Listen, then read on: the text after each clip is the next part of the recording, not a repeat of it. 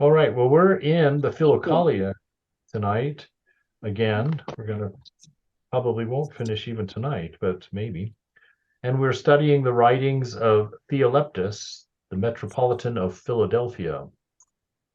And he says, a word which expounds the secret doing in Christ and shows briefly in what the main work of monks consists. And interestingly enough, one of the main works of monks is prayer. And so he's talking about this idea of prayer, and we're actually on point number 11. And once again, I've realized I can't read without my glasses. This age thing is new to me, you know.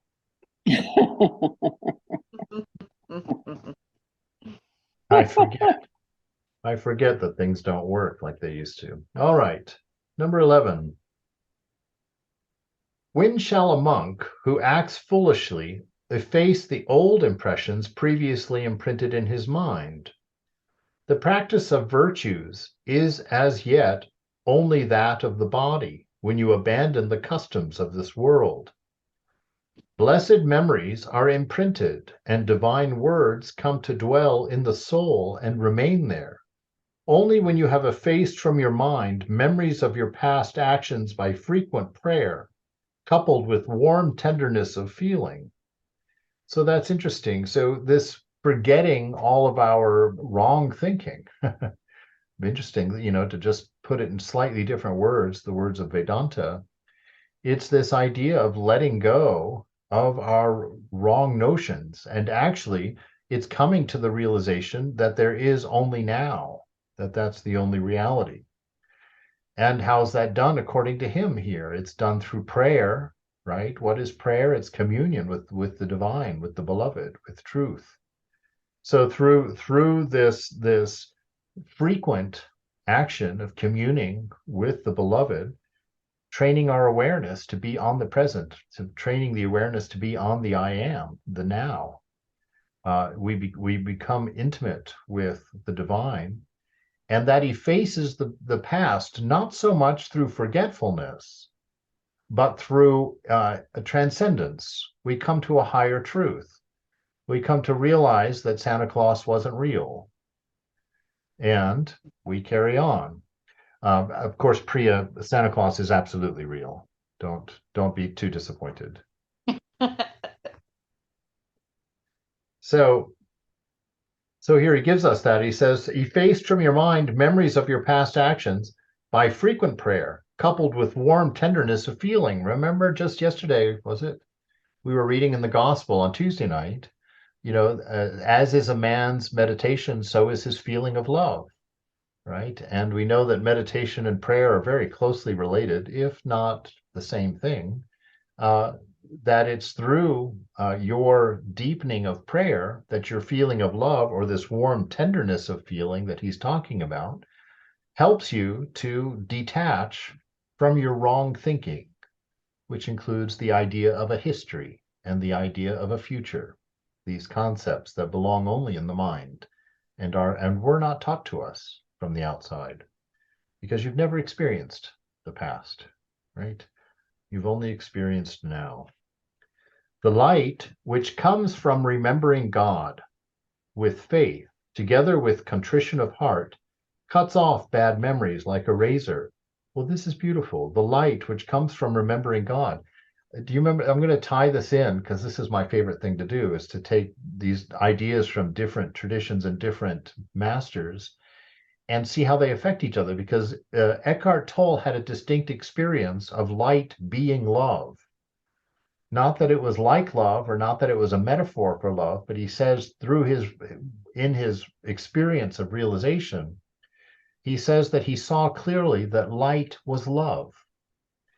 And so it's quite interesting here when he says the light which comes from remembering God, because God is love.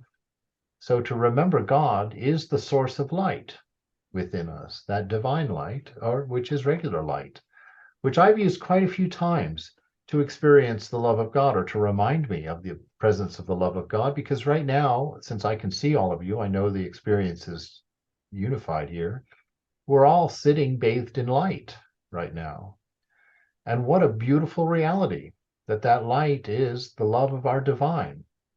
And so if you want a physical manifestation of the love of God that shows you how thorough, how abundant, and how unending that love is, then become aware of the light around you. Become aware of that love. The light which comes from remembering God with faith, together with contrition of heart, cuts off bad memories like a razor. Imitate the wisdom of the bees. When they see a multitude of wasps swarming around, they remain inside their hive and thus escape the harm those evildoers may cause.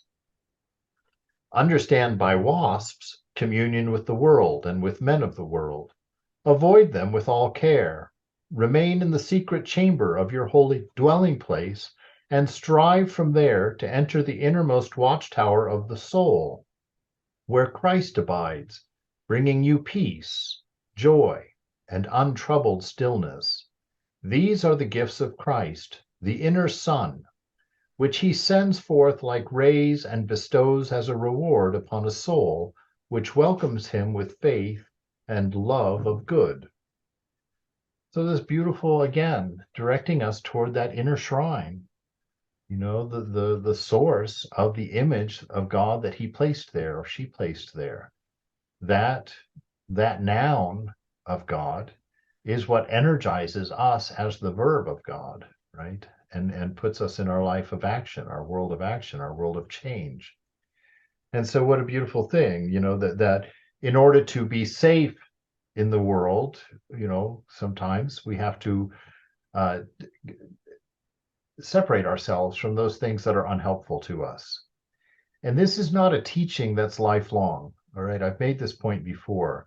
It's very important to know that the highest ideal of love is not to stay away from bad people. Very important to know that, because how will they ever know that you love them if you religiously refuse to make them birthday cakes? It's like, this is not the way, right? So in the beginning, when you have a love of things in the world, you need to put up a fence around your young tree of faith. And you need to protect yourself from that world out there at that point.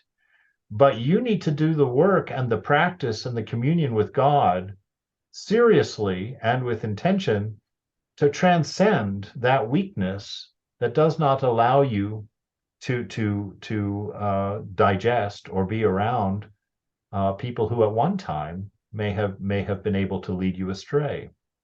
You need to develop the strength within you so that you can love them without being pulled in their direction.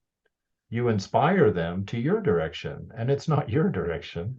You're inspiring them to love, which is their own nature, which is their own divine nature as well. So it's very important to kind of take on that worldview, because you cannot respect people properly if you do not arrive at that knowledge that Christ, that God, that the beloved lives in them and is their existence and is their ability to love and to be loved, and is any wisdom they've accumulated and will accumulate further. To see and understand that, so that we can respect and love like Christ did. Christ loved everyone. He hung out with prostitutes. If mature spiritual people were supposed to not hang out with prostitutes, well, Christ blew it. He hung out with tax gatherers, hung out with fishermen, hung out with very rough-mouthed people at times. And Thakur also, Sri Ramakrishna also, had his prostitute devotees and his drunkards and and they always talk about Shiva's demons. So we can understand that this separation from people is for beginners, and of course most of us are beginners and are for most. As spiritual life is, we seem to be beginners for 99% of it. But anyway, to understand that separating and judging people is not the ideal. It's a practice for a short period, as long as you're not strong enough to love those people without being pulled in their direction. As soon as you're strong enough to love and established in your own sense of love and God, then get out there and love those people with a fiercity of compassion that the world's never seen since Buddha. Get to it. That's your real nature. That's where you're supposed to be.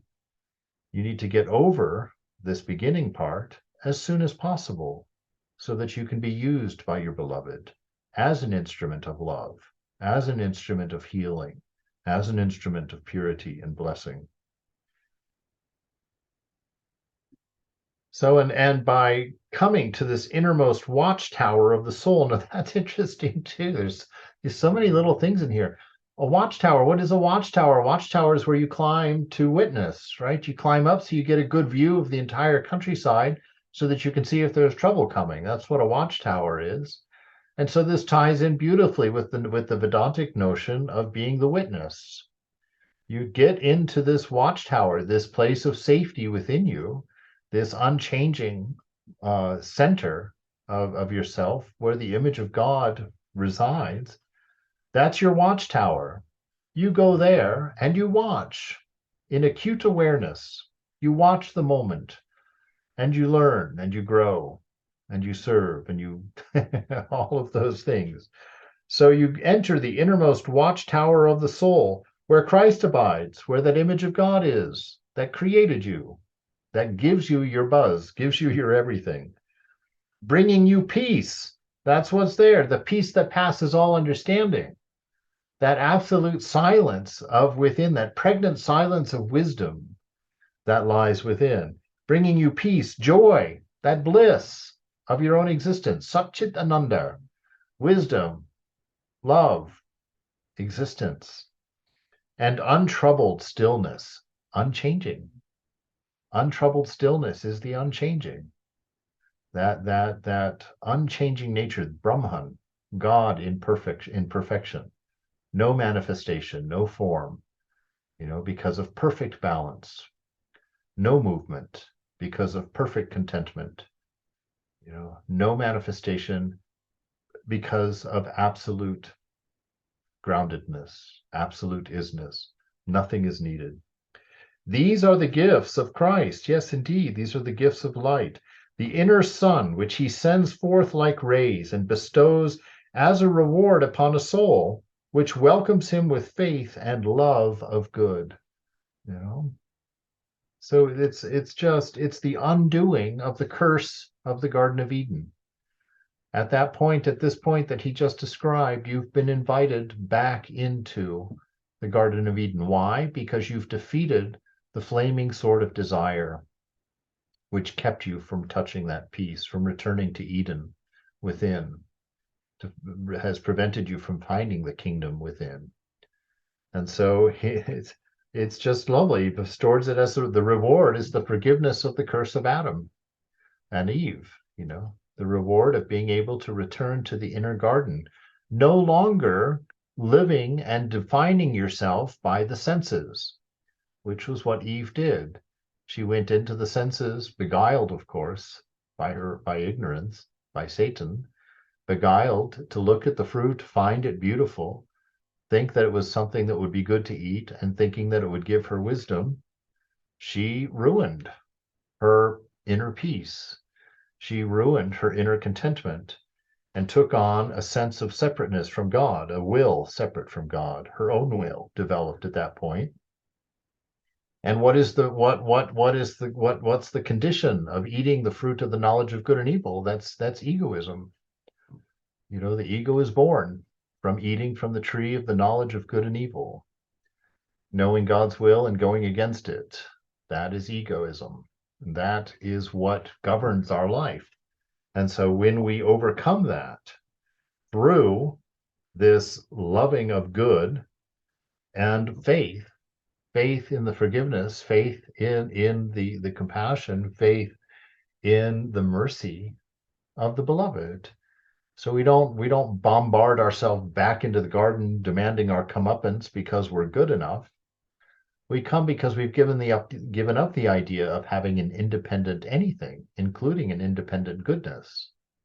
And we've come to rely entirely on our nature, on the presence of our beloved, as being the only thing that could ever possibly fix everything that's necessary. to bring us into perfect balance, into perfect contentment, so that we can join the divine in this peace that passes understanding. No movement necessary, because we've given up our smallness, we've given up our instability, we've given up our notion that we are separate and apart from everything else. Number 12. Thus, sitting in your cell, remember God. Indeed. And, moreover, withdrawing your mind from everything, prostrate it speechlessly before God. Oh my God, this is good. I couldn't have planned a better thing to be reading tonight. This is amazing. Thus, sitting in your cell, remember God. Remember God always. Remember your nature. That is your own awareness. Be aware of awareness, according to Ramana Maharshi. Let me let Greg in here. So being aware of awareness, sit in your cell, remember God, and moreover, withdraw your mind from everything. That is the silence. That's the quieting of the local mind that we've been talking about, that Chiaro, that Ili Chiaro writes all of his poems about. Silencing the local mind, so that in that presence of that stillness, which is your I amness, which is your unassumed nature, your pure nature, your nature without wrong seeing, becomes apparent to you. So remember God, withdraw your mind from everything. So go to that place of silence and stillness, no thinking, no thought. Go into that Garden of Gethsemane, and it's just you and the beloved. And what do you do there? You prostrate it speechlessly before God. Why? Because at that point, there's no separation. It's pure communion. Your thought is instantly God's thought. You know yourself to be nothing different from big mind, from the beloved. If God acts, you move. If God thinks, you think. If God anything, you are the verb of that. You are the action of that, because you have given up your own little fenced in portion of your mind that the Lord allowed you to have, to go out and explore and make sure you couldn't do anything better than he did or she did. And once you realized that you can't do anything of your own accord without the divine, then you come back as the prodigal son. You come back to a party, the party of welcome. Yes, come back to your nature. Yes, come back. You never really left. You just thought you did. So withdraw your mind from everything.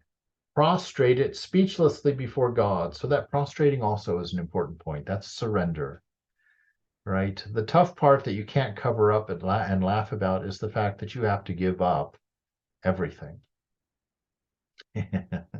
There's renunciation is always going to have to be there. You're going to have to leave the unreal behind, no matter how real you think it is.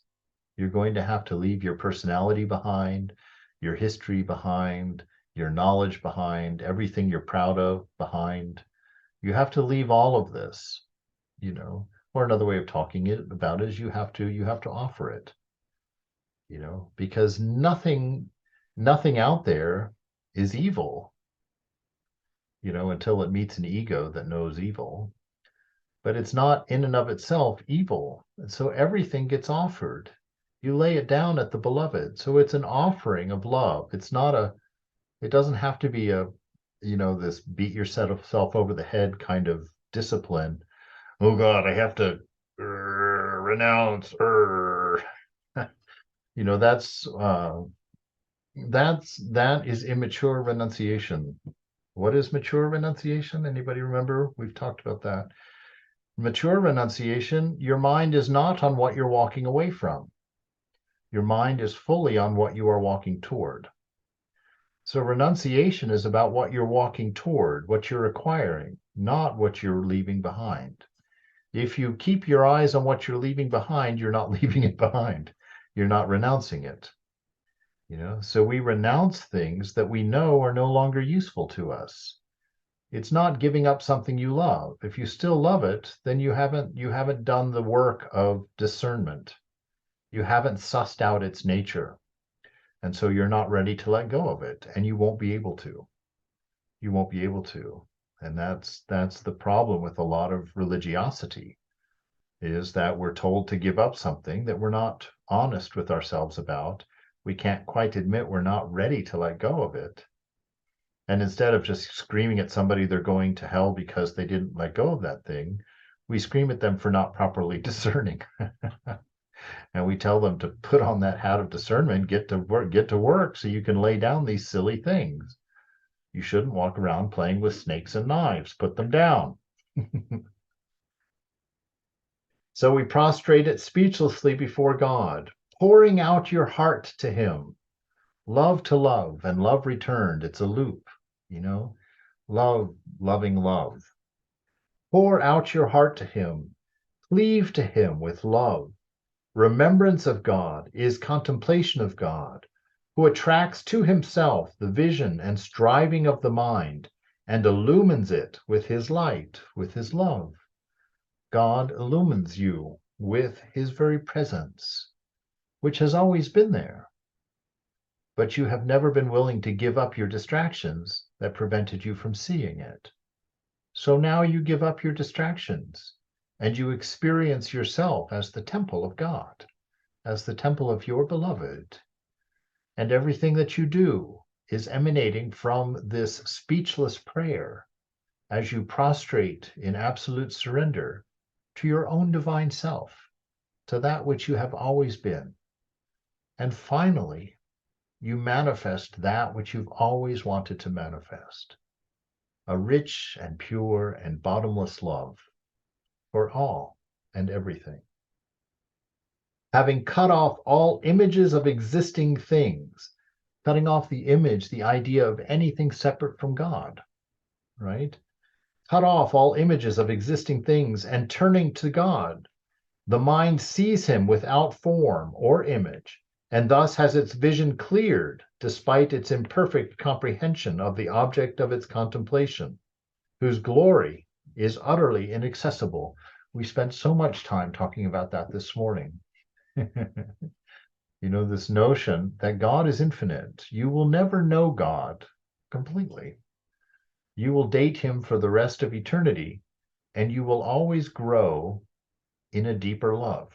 There's no limit to it. With humans, we can fall in love and out of love in a week or two. We can see their limits immediately. But with God, you will never reach the limit. 6 billion years from now, you will still wake up and realize a new aspect of the love of God, something never before experienced, a depth which you never imagined.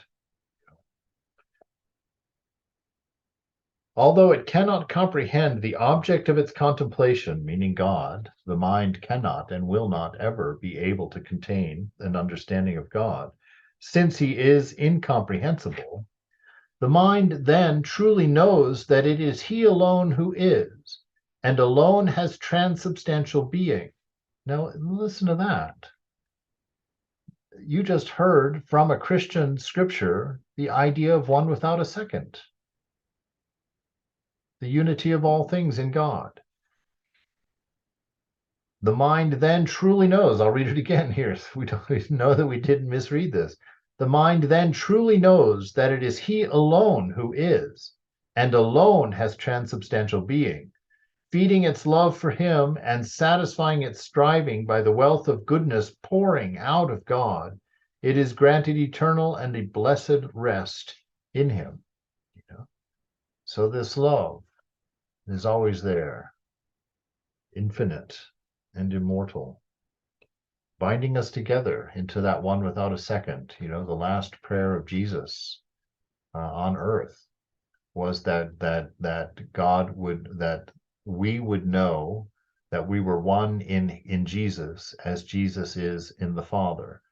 He says that they may know that I am one with you and they are one with me, and all is bound together in love. Directly from the words of Jesus, the last prayer he says on earth, the last thing he calls out before he gives up everything for God. And implicated also meaning for you. So such are the qualities of true remembrance of God. But prayer is mental speaking to the Lord, in which words of prayer are uttered, with the eye of the mind turned toward God alone. Turning that light inward, turning the mind inward, away from the senses, away from the notion of the external world, and going in and looking at the shrine, looking at the altar in the shrine of the heart, looking at God, the image of the beloved within. With the eye of the mind turned toward God alone. When thought frequently invokes the name of the Lord through your mantra, right? And the mind gives intense heed to this invocation of the divine name, your, again, japam, then the light of recognizing God as his God envelops man's whole soul like a radiant cloud. Wow. You know, the most beautiful thing about that is that we are all destined to have this experience. That's the most beautiful thing, that God has promised that each one of us will have this experience. 14. True and diligent remembrance of God is followed by love and joy. Now that's interesting, because that is exactly what they say the nature of the soul is. This Sat and Chit, or Sat and Ananda. Chit and Sat and Ananda. I remembered God and was troubled, says the prophet David, and pure prayer is followed by knowledge of God and tenderness of feeling. When I cry unto thee, says the same prophet, this I know, for God is for me. And again, the sacrifices of God are a broken spirit. When mind and thought stand before God through intense concentration of the eye upon him and warmth of prayer, the heart is moved to tenderness. When mind, word, and spirit press close to God, the first by attention, the second by invocation, the third by tenderness of feeling, then the whole of the inner man serves God as the Lord ordains. Thou shalt love the Lord thy God with all thy heart, all thy soul, all thy mind, and so forth. Luke 10:27. So this beautiful progression here. So there's three ways that with three means or three levels of moving the heart, the spirit, toward God, close to God. First, by attention, right?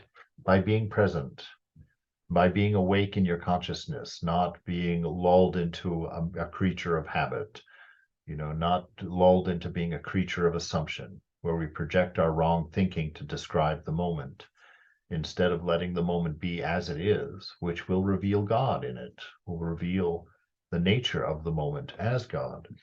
So we do this first by attention, by becoming conscious of everything that we're doing. Mindful living is exactly the practice that's meant to develop this in us. So the Buddhists get that idea from. The first by attention, the second by invocation. Vivekananda says the name can never be separated from the form. That's why he tells us directly, the name of God is God, because it directly attaches the mind to God. You cannot think of the name without thinking of the form, without recognizing that. So through our repeating of God's name over and over and over again, and the prayer that he's talking about here is the prayer that the Pilgrim in our book is repeating. What is that prayer? It's Lord Jesus Christ, Son of God, have mercy on me. And by repeating that, which is the name of God mentioned in there, that invokes the presence of God. And the mind eventually opens enough to have that experience of union with that divine. And third, by tenderness of feeling, just holding that love. We can't even imagine what it is that a God which is actually known as love, what is that? What is that? What would it be to be in the presence of a divine love, a love that's pure, completely devoid of agenda, completely devoid of control, completely devoid of expectation, a love that has no condition to it. It's given freely, a love that's infinite and outside of time. We are in for a ride. Then the whole of the inner man serves God, right? Because you surrender. It's not under the hand of a whip. It's pure inspiration. Pure inspiration. You can't wait to renounce.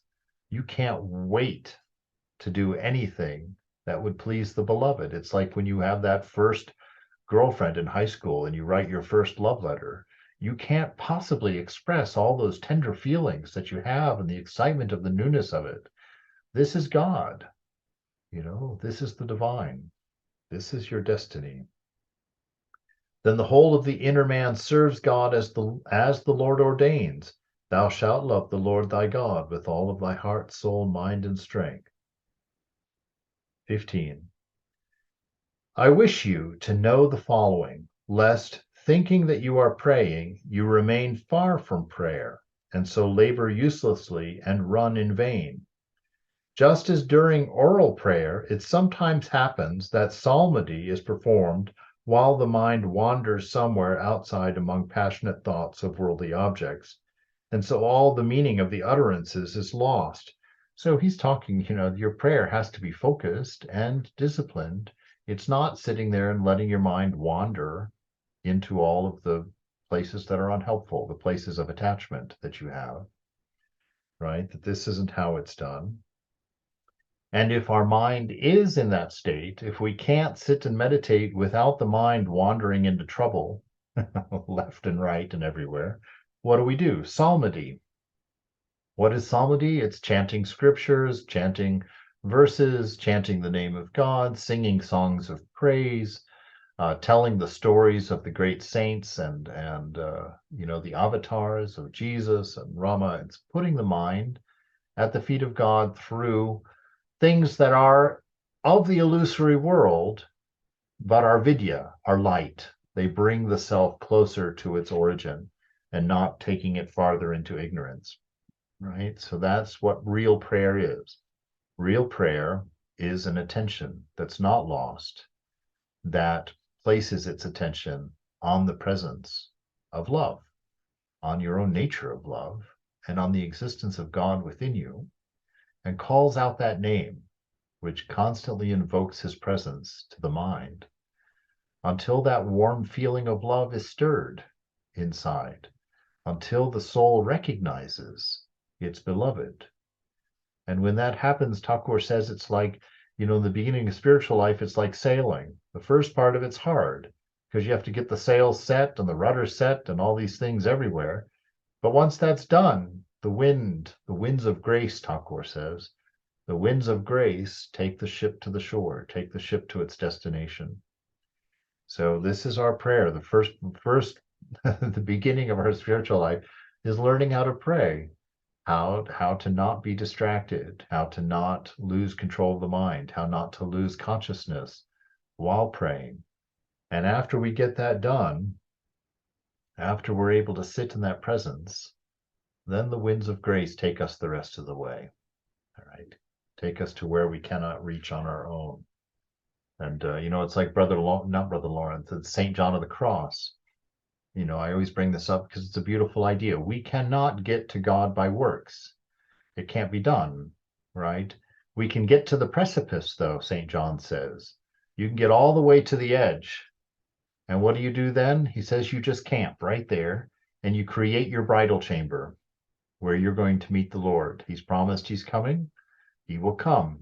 And so you spend your time decorating your bridal chamber for the arrival of your beloved. So we spend our time purifying our heart, weeding out thoughts of me and mine and selfishness and separation. And we fill it with thoughts of love, thoughts of wisdom, thoughts of inspiration, and we set our prayer by what we do and how we live. And we prepare that space so that it's no surprise when the beloved arrives and we're ready to go. We don't have to run back and pick something up. We're ready to go.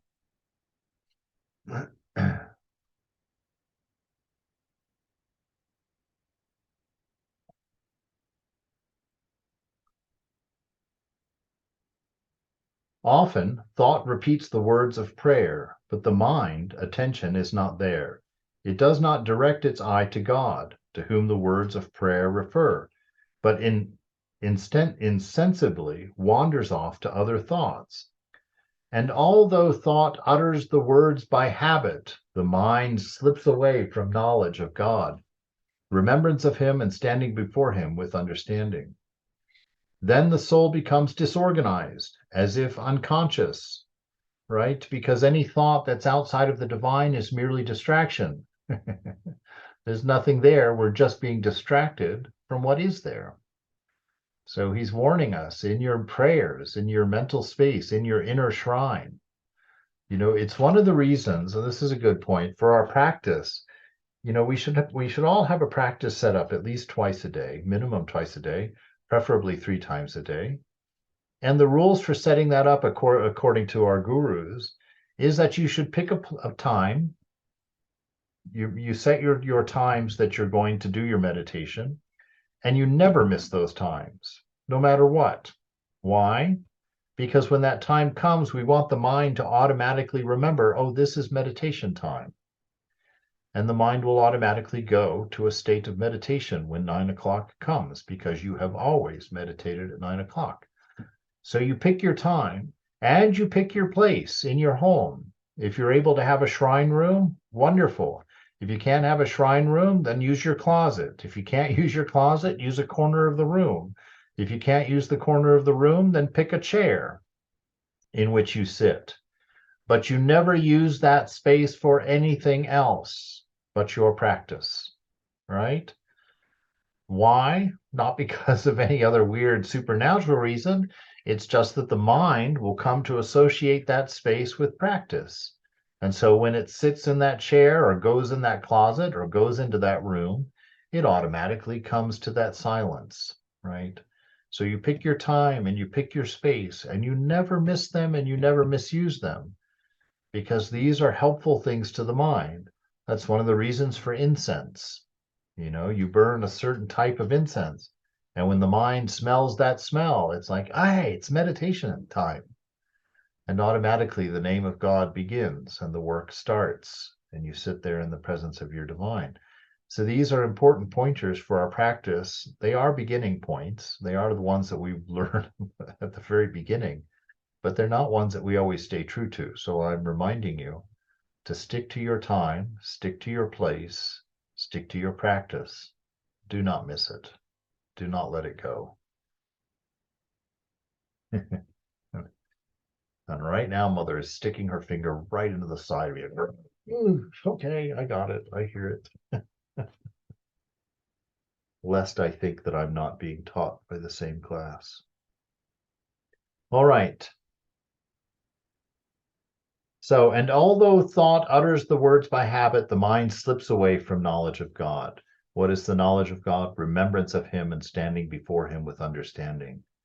Then the soul becomes disorganized. This is what happens. It loses its clarity, right? It begins to get confused about what's right and what's wrong. It starts thinking about sensual pleasures and thinking that's what it wants, instead of the beautiful emotional stability or inner pleasure of the presence. Soul becomes disorganized and, as if unconscious, it forgets, right? One of the funniest times I had in the shrine with in San Francisco with God, I guess, and it's weird to talk about that out loud, but one of the funniest times I had was I was sitting there doing my meditation, and suddenly I found myself thinking the most just let me just say god awful things. I mean, suddenly my mind was just in the middle of some horrible scene that it shouldn't have been. And I came to my awareness, the awareness came back, and I was like, oh my God, I'm sitting in a shrine. I'm dressed as a monk sitting in a shrine thinking these things before God. Oh my God, how horrific that was. And so as an exercise, I sat and tried to figure out at what point did my mind leave the presence of God and take on that line of thinking. And I tell you, I've done that many times to this day, and I can never find the point where it happens. This forgetfulness, this Maya, this sleep that comes over our awareness. And suddenly we come to, and we're God knows where we are.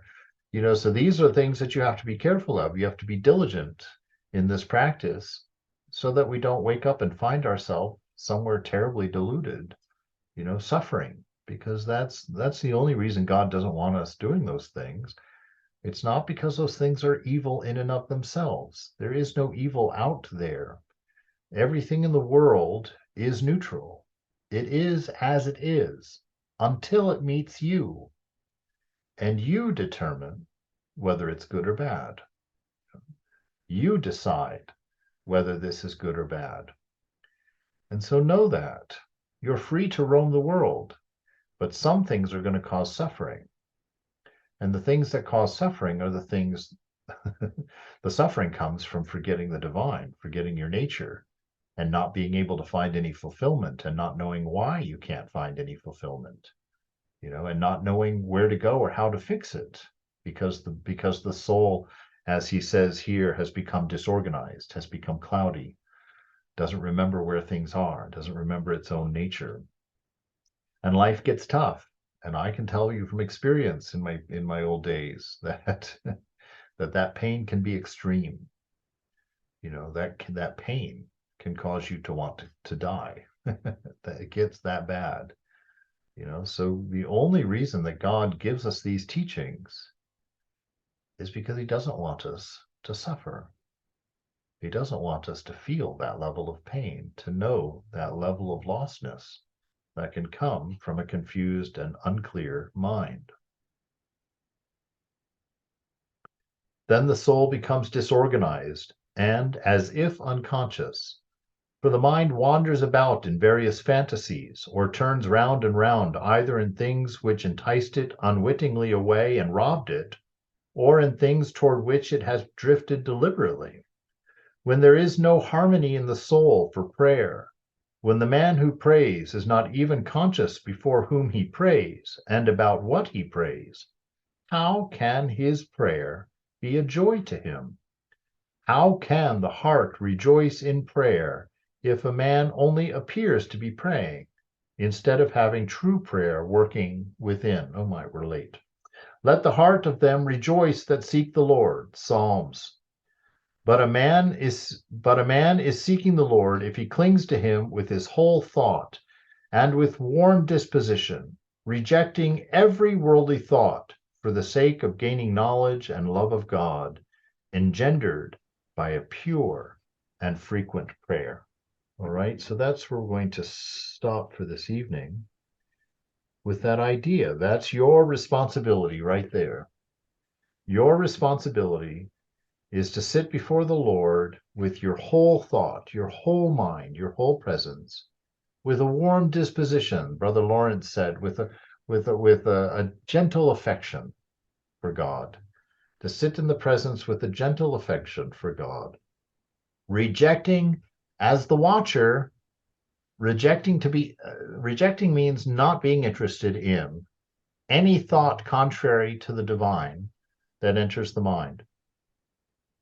When it does, you don't have to do anything. Rejection means just ignore it. Let it come, let it go. Don't go to war with it. If you go to war with it, you stay with it. It stays in your mind. It establishes itself in your mind. So rejecting is not an action. Rejecting is an ignorance.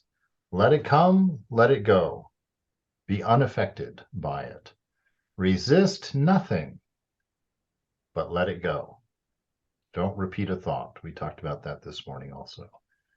So let these things happen. All right. I'm holding everybody over time again in my wordy self. So, do you have a question or concern or anything in particular you want to say? Did I say it right, Priya? Priya?